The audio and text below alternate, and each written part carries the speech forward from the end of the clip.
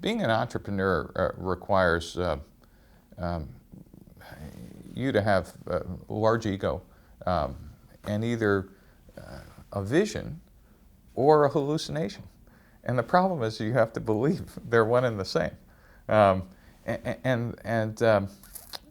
You know, this hubris combined with vision and passion is what makes startups create something out of nothing. I mean, just think about what we do.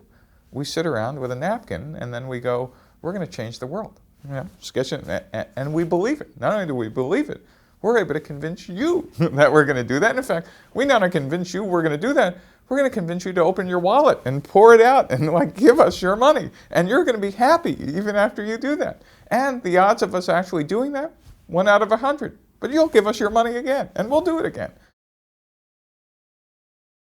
My business school students, I'd say about 10% of them, at the end of every semester, come up to me. It's almost like clockwork.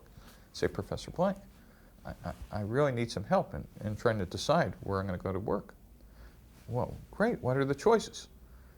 And they say, well, I've been offered a job at McKinsey. Well, that's spectacular. McKinsey is a world-class firm. Well, what's your other choice? Oh, a couple of my friends want to go do a startup.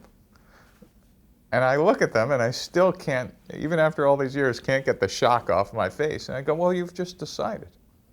What do you mean? I'm asking you to help me. I said, no, you've just decided. Join McKinsey.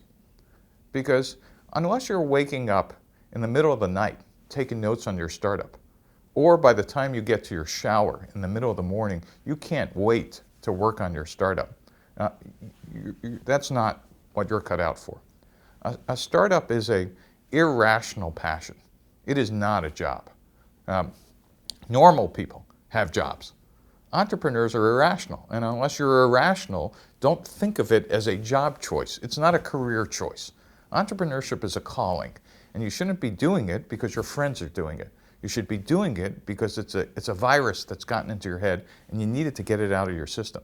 And some of us are just stuck with it for the rest of our lives. And sometimes it pays off, but many times it doesn't. But it is not a job. You know, as much as you think you know what a customer wants, you're probably wrong. Unless you've gotten out of the building and heard it personally multiple times, get out of the building. And that applies whether you're a low-level product manager or, more importantly, the CEO of the company. Hearing things second, third, and fourth hand doesn't cut it. And if I'm on your board and you're even the CEO and you tell me what someone else told you and it's critical, it doesn't work, and you're not going to be my CEO too much longer. Everything you think you know on day one is a hypothesis. And in fact, a hypothesis is a word that I only use in business schools because the students pay lots of money. In the outside world, it's called a guess. So if you really think about what a startup is, it's nothing more than a series of guesses. And the two fatal guesses for a startup on day one is the founder with his passion and vision saying, oh, I know what the customer problem is, and then immediately jumping to, therefore, I know what to build. Those two, I know what the problem is and I know what to build, drive most startups to, okay, let's get to work. And so the typical startup process is, I got the vision, great, let's hire engineers, here's the features, let's get it out, great, we'll go through alpha, beta, and then first to customer ship, we'll have a party, we'll launch, we'll hire the sales force, here's our revenue plan. If we really deconstruct that, we're just guessing. And the first step of it is customer discovery, is, hey, while we're building the product using an agile methodology, which we'll talk about in a second, why don't we get outside the building now? Not wait to first customer ship, but now. I want to talk to customers, and I know you have a vision, Mr. Founder, but please, just humor me, go outside and actually talk to people and see if anybody other than you shares this problem. Whoa. And then you've done that for a month or two or three or more. Okay, you think you really got it nailed? Great. Go out and get an order. Well, Steve, the product's not finished. No. Go get an order for the unfinished, buggy, untested product. Well, who would buy that? Well, if you don't have any passionate early customers, the odds are it doesn't get better later. Because I'd say, no, give them a letter of intent. Just tell them if it doesn't work completely, you'll give them completely all their money back. Well, I can't find any of those. Well, guess what? It doesn't get better. In a normal organization, what happens then? It's a crisis.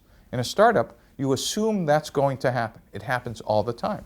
Therefore, you simply pivot back to discovery and say, you know what, you didn't quite understand enough about the customers because you thought you said you did, but you went outside, tried to get an order, and it didn't happen. So instead of firing the VP of sales and having a bad board meeting, we just say, great, we're now pivoted.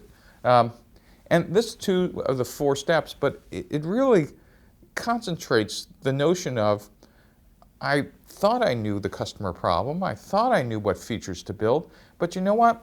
Why don't we reduce risk by actually getting out and testing? Tell me what the real odds of being an entrepreneur are, and that would be an interesting conversation. And the interesting conversation would be, is this a passion, or are you doing it because someone else wants to do it? And is it a passion?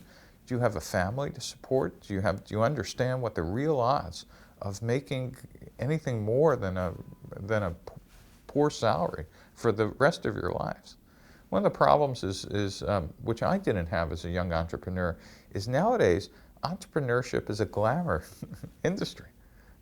When I started, it was what the nerds did, and no one was particularly interested in having that as a career.